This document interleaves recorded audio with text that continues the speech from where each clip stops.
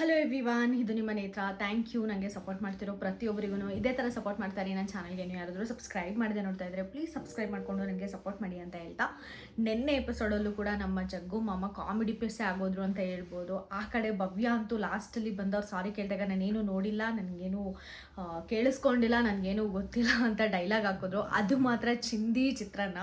ಅವರು ಮತ್ತು ಹಂಸಗೂಡ ಅವ್ರು ಮಾತಾಡ್ತಾ ಇದ್ರು ಕೂಡ, ಈ ಸಲ ಸುದೀಪ್ ಸರ್ ಹತ್ರ ರುಬ್ಬಿಂಗ್ ಕಾರ್ಯಕ್ರಮ ಮಾತ್ರ ಇವರಿಗೆ ಇರುತ್ತೆ ಅಂತ. ಅದೆಲ್ಲ ಸಿಕ್ಕಾಪಟ್ಟೆ ನೋಡೋಕ್ಕೆ ಫನ್ನಿಯಾಗಿ ಕಾಣಿಸ್ತು. ನಮ್ಮ ಜಗ್ಗು ಮಾಮ ಇವ್ರ ಮೇಲೆ ಏನು ಜಗಳ ಮಾಡ್ತಿದ್ರು ಕೂಡ ಅದು ನಮಗೆ ನೋಡೋರಿಗೆ ಮಾತ್ರ ಅದು ಫನ್ನಿಯಾಗೆ ಕಾಣಿಸ್ತಾ ಇತ್ತು. ಅಷ್ಟೇ ಅಲ್ಲ, ನಮ್ಮ ಜಗ್ಗು ಮಾಮ ಕೂಡ ನಗ್ತಾ ಇದ್ರು. ನಮ್ಮ ಉಗ್ರ ಮಂಜು ಅವ್ರ ಹತ್ರ ಜಗಳ ಮಾಡಬೇಕಾದ್ರೆ ಮಾತಾಡ್ತಾ ಅದ್ರ ಬಗ್ಗೆ ಡಿಸ್ಕಸ್ ಮಾಡೋಣ.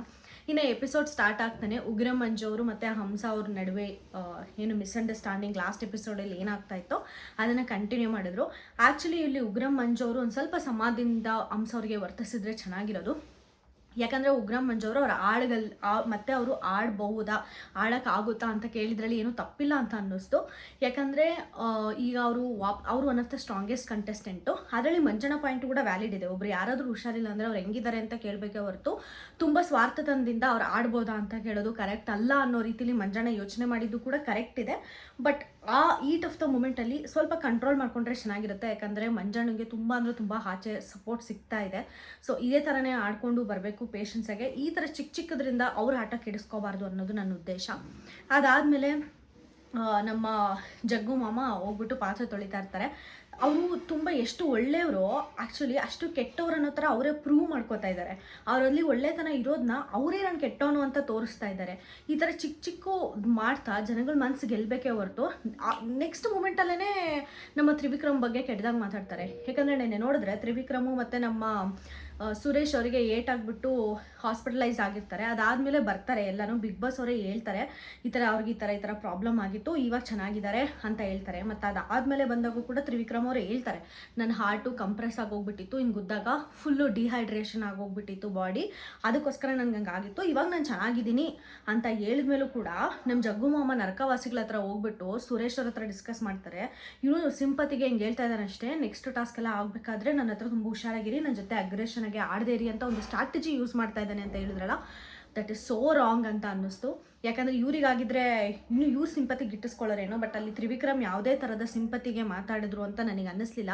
ಅದೇ ನಮ್ಮ ಮಾಮ ಹಿಂಗೆ ಒಳ್ಳೆಯವ್ರು ಆಗ್ತಾ ಇದ್ದಾರೆ ಅನ್ಬೇಕಾದ್ರೆ ಬಾಂಬ್ ಹಾಕೊಂಡು ಬ್ಲಾಸ್ಟ್ ಮಾಡ್ಕೊಬಿಡ್ತಾರೆ ಅವ್ರು, ಒಳ್ಳೆತನ ಅಂತಲೇ ಹೇಳ್ಬೋದು. ತುಂಬ ಚೀಪಾಗಿ ಮಾತಾಡಿದ್ರು ಅಟ್ ದ ಮೂಮೆಂಟ್ ಅಂತ ನನಗನ್ನಿಸ್ತು. ಅದಾದಮೇಲೆ ನಮ್ಮ ಧನ್ರಾಜ್ ಅವರು ಮುಂಗಾರು ಮಳೆ ಡೈಲಾಗ್ ಹೇಳಿ ತುಂಬ ಅಂದರೆ ತುಂಬ ಚೆನ್ನಾಗಿ ಹೇಳಿದ್ರು. ತುಂಬ ಚಿಕ್ಕ ಪಾರ್ಟ್ ಆದ್ರೂ ತುಂಬ ಎಂಟರ್ಟೈನ್ ಆಯಿತು, ಆ ಪಾರ್ಟ್ ಆಫ್ ಅ ಮೂಮೆಂಟ್ ಅಂತ ಹೇಳ್ಬೋದು. ಅದಾದಮೇಲೆ ಚೈತ್ರ ಕುಂದಾಪುರ ಅವರು ಅಳ್ತಾ ಇರ್ತಾರೆ, ನಾನು ಲಾಸ್ಟ್ ಇಯರು ಜೈಲಲ್ಲಿದ್ದೆ, ನಾನು ದೇವ್ರಿಗೆ ಕೇಳ್ಕೊಳ್ತಾ ಇದ್ದೆ ಅಟ್ಲೀಸ್ಟ್ ನಾನು ಒಂದು 500 ಜನದ ಮುಂದೆ ಭಾಷಣ ಮಾಡಬೇಕು ಅಂತ.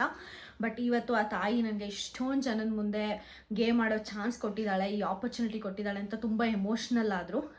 ಅವರ ಆಟ ಆಚೆ ಕಡೆ ಏನೇ ಆಗಿರ್ಬೋದು, ಬಟ್ ಬಿಗ್ ಬಾಸ್ ಒಳಗಡೆ ಅಂತ ಬಂದಾಗ ಅವ್ರ ಆಟಕ್ಕೆ ನಾವು ರೆಸ್ಪೆಕ್ಟ್ ಕೊಡಬೇಕಾಗುತ್ತೆ ಮತ್ತು ಅವ್ರ ಆಟನ ಸಪೋರ್ಟ್ ಮಾಡಬೇಕಾಗುತ್ತೆ. ಅವ್ರು ನಿಜವಾಗ್ಲೂ ಜೆನ್ಯೂನ್ ಆಗಿ ಆಡಿದ್ರು ಅಂದರೆ ಚೈತ್ರ ಕುಂದಾಪುರ ಅವರು ಅಷ್ಟೇ ತುಂಬ ಅಂದರೆ ತುಂಬ ಚೆನ್ನಾಗಿ ಅವ್ರ ಆಟನ ಆಡ್ತಾ ಇದ್ದಾರೆ. ಯಾರ ಮೇಲೂ ಪರ್ಸ್ನಲ್ ಅಟ್ಯಾಕ್ ಮಾಡ್ತಾ ಇಲ್ಲ.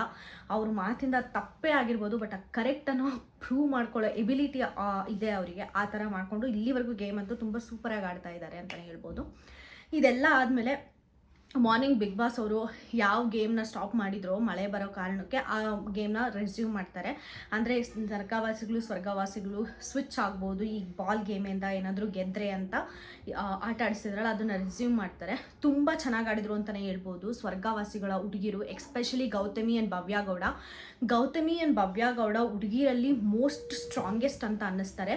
ಆ ಕಡೆ ನಮ್ಮ ಮೋಕ್ಷಿತಾ ಪೈ ಕೂಡ ಆ್ಯಕ್ಚುಲಿ ಚೆನ್ನಾಗಿ ಆಡ್ತಾ ಇದ್ದಾರೆ, ಬಟ್ ಬಾಲ್ ಗೇಮಲ್ಲಿ ಅವ್ರ ಸ್ಟ್ರೆಂತ್ನ ಅವ್ರು ತೋರಿಸ್ಲಿಲ್ಲ. May be because of food, ಒಂದು ವಾರದಿಂದ ಅವರು ಕರೆಕ್ಟಾಗಿ ಫುಡ್ ಕೊಟ್ಟಿಲ್ಲ, ಅದರಿಂದ ಒಂದು ಸ್ವಲ್ಪ ಡೌನ್ ಆಗಿರಬಹುದು. ಬಟ್ ಗೌತಮಿ ಮತ್ತು ನಮ್ಮ ಭವ್ಯಗೌಡ ಅವ್ರು ಏನಿದ್ದಾರೋ 100% ಕೊಟ್ಟು ಸೂಪರಾಗಿ ಪರ್ಫಾರ್ಮೆನ್ಸ್ ಮಾಡಿದ್ರು ಅಂತಲೇ ಹೇಳ್ಬೋದು. ತುಂಬ ಚೆನ್ನಾಗಿ ಆಡಿದರು. ಸೆಕೆಂಡ್ ರೌಂಡ್ ಗೆದ್ದರು. ಮತ್ತು ಥರ್ಡ್ ರೌಂಡಲ್ಲಿ ಬಂದುಬಿಟ್ಟು ಆಬ್ವಿಯಸ್ಲಿ ನಮ್ಮ ತ್ರಿವಿಕ್ರಮ್ ಅವ್ರು ಬರ್ತಾರೆ. ತ್ರಿವಿಕ್ರಮ್ ಅವರು ಮಂಜೋರಂತೂ ಒಂದು ಸಿಂಹ ಥರ ಕಾಣಿಸಿದ್ರು ಅಂತಲೇ ಹೇಳ್ಬೋದು. ಸಕ್ಕತ್ತಾಗಿ ಆಡಿದರು, ಬ್ಯೂಟಿಫುಲ್ ಅಂತ ಅನ್ನಿಸ್ತು. ಅವ್ರ ಸ್ಟ್ರೆಂತು ನಾನು ಅಸಲು ಮಂಜೋರಿಂದ ಈ ಥರ ಪರ್ಫಾರ್ಮೆನ್ಸ್ ನಾನು ಎಕ್ಸ್ಪೆಕ್ಟೇ ಮಾಡಿರಲಿಲ್ಲ. ಈ ಕಡೆ ಕಾಮಿಡಿ ಮಾಡ್ತಾರೆ, ಈ ಕಡೆ ಫಿಸಿಕಲ್ ಟಾಸ್ಕ್ ಆಡ್ತಾರೆ, ಮತ್ತು ಒಂದು ರೈಟ್ ಪಾಯಿಂಟ್ಸ್ ಮಾತಾಡಿ ಎಲ್ಲ ಹೌಸ್ ಕಂಟೆಸ್ಟೆಂಟ್ಸ್ನ ಅವ್ರು ಕೈ ಕೆಳಗಡೆ ಇಟ್ಕೊಂಡಿದ್ದಾರೆ. ಓವರ್ ಆಲ್ ನೋಡಿದ್ರೆ ಒಂಥರ ವಿನ್ನಿಂಗ್ ಮಟೀರಿಯಲ್ ಅನ್ನೋ ಥರ ಅಂತೂ ಕಾಣಿಸ್ತಾ ಇದ್ದಾರೆ ರೈಟ್ ಮೂಮೆಂಟಲ್ಲಿ. ಅಂದರೆ ಮೇ ಬಿ ಅವ್ರು ಟಾಪ್ 5 ಅಂತೂ ಪಕ್ಕ ಬರ್ತಾರೆ ಅನ್ನಿಸ್ತಾ ಇದೆ. ಬಟ್ ಇದೇ ಥರ ಆಡಿದ್ರೆ ಮಾತ್ರ ಅವರು ವಿನ್ನರ್ ಆದರೂ ಕೂಡ ನಾವು ಆಶ್ಚರ್ಯ ಪಡೋಂಗಿಲ್ಲ. ಬಟ್ ಮಾತಲ್ಲಿ ಒಂದು ಸ್ವಲ್ಪ ಕಂಟ್ರೋಲ್ ಇಟ್ಕೊಂಡು ಹೋಗಬೇಕು ಅಷ್ಟೇ ಮಂಜನ. ಈ ಥರ ಸ್ವರ್ಗವಾಸಿಗಳು ಅವ್ರ ಪ್ಲೇಸ್ನ ಅವ್ರು ರಿಸರ್ವ್ ಮಾಡ್ಕೋತಾರೆ. ನರ್ಕವಾಸಿಗಳು ಯಾರು ಸ್ವರ್ಗಕ್ಕೆ ಬರಲ್ಲ ಈ ಸದ್ಯಕ್ಕೆ. ಯಾಕಂದರೆ ಟಾಸ್ಕ್ ಎಲ್ಲ ಸ್ವರ್ಗವಾಸಿಗಳನ್ನೇ ಗೆದ್ಬಿಟ್ಟು ಅವ್ರ ಪ್ಲೇಸ್ನ ಅವ್ರು ರಿಸರ್ವ್ ಮಾಡ್ಕೋತಾರೆ. ಇದೆಲ್ಲ ಆದಮೇಲೆ ಬಿಗ್ ಬಾಸ್ ಏನಂತಾರೆ, ಇವಾಗ ಈ ವಾರ ಯಾರಾದರೂ ಕ್ಯಾಪ್ಟನ್ ಆಗೋ ಟೈಮ್ ಬಂದಿದೆ. ಯಾಕಂದರೆ ಈ ಮನೆಗೆ ಒಂದು ಕ್ಯಾಪ್ಟನ್ ಇರೋದು ತುಂಬ ಅವಶ್ಯಕತೆ ಅಂತ ಹೇಳ್ತಾರೆ. ಅಷ್ಟೇ ಅಲ್ಲದೆ ನಮ್ಮ ಕ್ಯಾಪ್ಟನ್ಗೆ ಇಮ್ಯುನಿಟಿಗೆ ಬರೋದು ನಮಗೆಲ್ಲರಿಗೂ ಗೊತ್ತೇ ಇರುತ್ತೆ. ಬಟ್ ಇನ್ನೊಂದು ಅಡಿಷನಲ್ ಪವರ್ ಏನು ಅಂದರೆ ಈ ಸಲ ಸ್ವರ್ಗವಾಸಿಗಳಿಗೆ ಓಕೆ ಇನ್ನೊಂದು ಕಂಡೀಷನ್ ಏನಿದೆ, ಈ ಸಲ ಕ್ಯಾಪ್ಟನ್ ಆಗೋಕ್ಕೆ ಸ್ವರ್ಗವಾಸಿಗಳು ಮಾತ್ರ ಎಲಿಜಿಬಲ್, ನರ್ಕವಾಸಿಗಳಿಗೆ ಅಧಿಕಾರ ಇರಲ್ಲ. ಅದರಲ್ಲೂ ಸ್ವರ್ಗವಾಸಿಗಳು ಯಾರು ಕ್ಯಾಪ್ಟನ್ ಆಗ್ತಾರೋ ಅವರಿಗೆ ಇಮ್ಯುನಿಟಿನೂ ಸಿಗುತ್ತೆ. ಅಷ್ಟೇ ಅಲ್ಲದೆ ಸ್ವರ್ಗ ಮತ್ತು ನರಕ ಎರಡನ್ನೂ ಸ್ವ್ಯಾಪ್ ಮಾಡೋ ಆಪರ್ಚುನಿಟಿ ಕೂಡ ಒಂದು ಕ್ಯಾಪ್ಟನ್ಗೆ ಸಿಗುತ್ತೆ. ಸೊ ಇಷ್ಟೆಲ್ಲ ಆಪರ್ಚುನಿಟಿನ ಇಟ್ಕೊಂಡವ್ರು ಯಾರು ಕ್ಯಾಪ್ಟನ್ ಆಗ್ತಾರೆ ಅನ್ನೋ ಕ್ಯೂರಿಯಾಸಿಟಿ ಎಲ್ಲರಿಗೂ ಇರುತ್ತೆ. ಮತ್ತು ನಾವೇ ಕ್ಯಾಪ್ಟನ್ ಆಗಬೇಕು ಅನ್ನೋದು ಕೂಡ ಎಷ್ಟೋ ಜನ ಅನಿಸಿಕೆ ಕೂಡ ಆಗಿರುತ್ತೆ. ಸೊ ಅದರಲ್ಲಿ ಯಾರು ಕ್ಯಾಪ್ಟನ್ ಆಗಬೇಕು ಅನ್ನೋದಕ್ಕೆ 6 ಮೆಂಬರ್ಸ್ನ ಸೆಲೆಕ್ಟ್ ಮಾಡಿ ಅಂತ ಹೇಳಿದಾಗ ಸ್ವರ್ಗವಾಸಿಗಳಲ್ಲಿ 10 ಮೆಂಬರ್ಸ್ ಇರ್ತಾರೆ. ಆ 10 ಮೆಂಬರ್ಸಲ್ಲಿ 6 ಮೆಂಬರ್ಸ್ನ ಸೆಲೆಕ್ಟ್ ಮಾಡಿ ಅಂತ ಬಿಗ್ ಬಾಸ್ ಹೇಳಿದಾಗ ಎಲ್ಲರಿಗೂ ಕೂಡ ಆಬ್ಲಿಗೇಷನ್ಸ್ ಬರುತ್ತೆ. ಅದರಲ್ಲಿ ನಮ್ಮ ಜಗದೀಶ್ ಅಣ್ಣ ಬಂದುಬಿಟ್ಟು ಒಂದು ಸಜೆಷನ್ ಕೊಡ್ತಾರೆ. ಆ ಸಜೆಷನ್ ಏನಪ್ಪ ಅಂದರೆ, ಯಾರ್ಯಾರು ನಾಮಿನೇಷನಲ್ಲಿ ಇದ್ದಾರೋ ಅವರವರೇ ಬರಲಿ. ಯಾಕಂದರೆ ಬಿಗ್ ಬಾಸೇ ಆ ಥರ ನಮಗೆ 6 ಮೆಂಬರ್ಸ್ ಅಂದಿದ್ದಾರೆ ಅಂದರೆ ಯಾರ್ಯಾರು 6 ಮೆಂಬರ್ಸ್ ನಾಮಿನೇಷನಲ್ಲಿ ಇದ್ದಾರೋ ಅವ್ರನ್ನೇ ಹೇಳಿ, ಸೊ ದಟ್ ಅವರು ಈ ವೀಕು ಸೇವ್ ಆಗ್ತಾರೆ, ನೆಕ್ಸ್ಟ್ ವೀಕು ಸೇವ್ ಆಗ್ತಾರೆ ಅಂತ ಅಂದರು. ಬಟ್ ಆ ಥರ ಏನೂ ಇಲ್ಲ. ಯಾರು ಕ್ಯಾಪ್ಟನ್ ಆದರೂ ಕೂಡ ಈ ವೀಕ್ ನಾಮಿನೇಷನಲ್ಲಿ ಇದ್ದರು ಅಂದರೆ ಈ ವೀಕ್ ಅವ್ರಿಗೆ ಕಡಿಮೆ ವೋಟ್ಸ್ ಬಂದಿದೆ ಅಂದರೆ ಅವರು ಎಲಿಮಿನೇಟ್ ಆಗ್ತಾರೆ. ಅವ್ರಿಗೆ ಇಮ್ಯುನಿಟಿ ನೆಕ್ಸ್ಟ್ ವೀಕಿಗೆ ಸಿಗುತ್ತೆ ಹೊರತು ಈ ವೀಕ್ಗೆ ಅವ್ರಿಗೆ ಸಿಗಲ್ಲ. ಅಲ್ಲಿ ಜಗ್ಗು ಮಾಮ ಹೇಳಿದ ಪಾಯಿಂಟ್ ಮಾತ್ರ ತುಂಬ ಇನ್ವ್ಯಾಲಿಡ್ ಅಂತ ಅನ್ನಿಸು. ಅದು ಕಂಪ್ಲೀಟ್ಲಿ ರಾಂಗು. ಅದಕ್ಕೆ ಕರೆಕ್ಟಾಗಿ ನಮ್ಮ ಮಂಜು ಅವರು ಕೂಡ ಧ್ವನಿ ಎತ್ತಿ ಹೇಳಿದ್ರು. ಅಲ್ಲಿ ನಮ್ಮ ಜಗದೀಶ್ ಮಾಮನಿಗೆ ಉರಿದೋಯ್ತು ಅಂತಲೇ ಹೇಳ್ಬೋದು. ನಮ್ಮ ಮಂಜು ಅವ್ರು ಏನು ಹೇಳ್ತಾರೆ ಅಂದರೆ, ಯಾರ್ಯಾರು ರೂಲ್ಸ್ ಬ್ರೇಕ್ ಮಾಡಿಲ್ಲ ಮತ್ತು ಯಾರ್ಯಾರು ಜಗಳ ಮಾಡ್ಕೊಳ್ಳಿಲ್ಲ ಮತ್ತು ಯಾರ್ಯಾರು ಕಂಪ್ಲೀಟಾಗಿ ಟಾಸ್ಕ್ ಪರ್ಫಾರ್ಮೆನ್ಸ್ ಮಾಡಿದಾರೋ ಅವರು ನಿಂತ್ಕೊಳ್ಳಿ. ಅದರಲ್ಲಿ ಯಾರಾದರೂ ಕ್ಯಾಪ್ಟನ್ ಆದರೂ ಕೂಡ ನನಗೆ ಖುಷಿ ಸ್ವರ್ಗವಾಸಿಗಳಲ್ಲಿ ಅಂತ ಹೇಳ್ತಾರೆ ಮಂಜಣ್ಣ. ಇದು ಕಂಪ್ಲೀಟ್ಲಿ ಅಕ್ಸೆಪ್ಟಬಲ್ ಪಾಯಿಂಟ್. ಯಾಕಂದರೆ ಈ ಪಾಯಿಂಟೇ ನೋಡಿಬಿಟ್ಟು ಯಾರಾದ್ರೂ ಯಾವುದೇ ಸೀಸನಲ್ಲಾದ್ರೂ ಕ್ಯಾಪ್ಟನ್ಗೆ ಯಾರು ಅರ್ಹರು ಅಂತ ಸೆಲೆಕ್ಟ್ ಮಾಡೋಕ್ಕೆ ಹಿಂಗೆ ಮಾಡ್ತಾರೆ. ಅದೇ ಥರ ಮಂಜಣ್ಣ ಅವರು ಹೇಳಿದ್ರು. ಅದೇ ಥರ ಕಂಟೆಸ್ಟೆಂಟ್ಸ್ನು ಕೂಡ ಸೆಲೆಕ್ಟ್ ಮಾಡಿದರು 6 ಮೆಂಬರ್ಸು. ಯಾವ ಮಂಜಣ್ಣ ಅವ್ರನ್ನ ಸೆಲೆಕ್ಟ್ ಮಾಡಿದ್ದೆ ನನಗೆ ಇಷ್ಟ ಆಗಲಿಲ್ಲ. ಯಾಕಂದರೆ ಅವ್ರು ಒಂದು ಟಾಸ್ಕ್ ಆಡಿದ, ಒಂದು ಹೌಸಲ್ಲಿ ಇನ್ವಾಲ್ವ್ಮೆಂಟು ಕೂಡ ಏನೂ ಇಲ್ಲ. ಬಟ್ ಇನ್ನು ಮಿಕ್ದವರೆಲ್ಲ ಓಕೆ ಅಂತ ಅನ್ನಿಸ್ತು.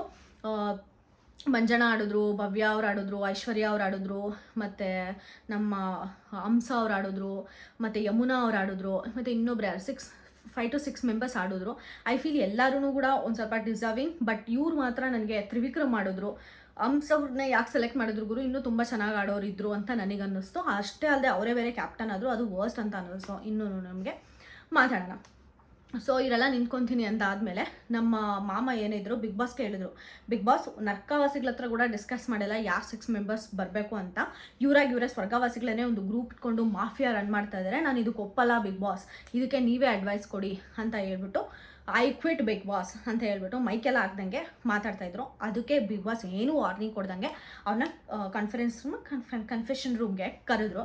ಕನ್ಫೆಷನ್ ರೂಮಿಗೆ ಕರೆದ್ರೆ ನಾನು ಬಿಗ್ ಬಾಸ್ ಹತ್ರನೇ ಆರ್ಗ್ಯೂ ಮಾಡ್ತಾರೆ ಅಂತ ನಾನು ಅಂದ್ಕೊಂಡ್ರೆ ಬಿಗ್ ಬಾಸ್ ಹತ್ರ ಅವ್ರು ಏನೂ ಮಾತಾಡಲಿಲ್ಲ.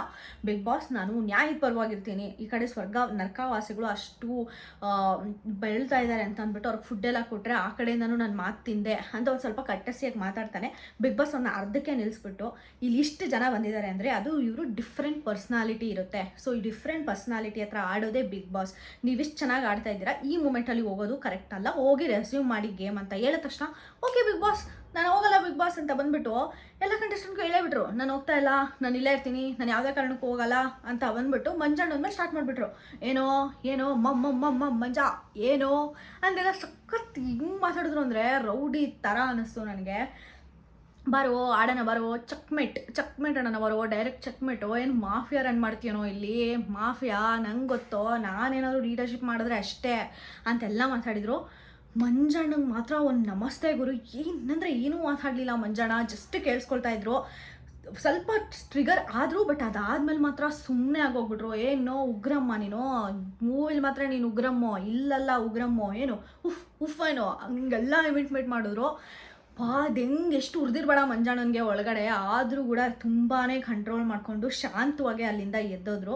ಸಿಕ್ಕಾಬಿಟ್ಟೆ ಸಲಾಮ್ ಅಂತಲೇ ಹೇಳ್ಬೋದು. ಮಂಜಣ್ಣ ಇದೇ ಥರ ಆಡಿದ್ರೆ ಮಾತ್ರ ಸಕ್ಕತ್ತಾಗಿರುತ್ತೆ. ತುಂಬ good entertainer and good gamer Manjanna.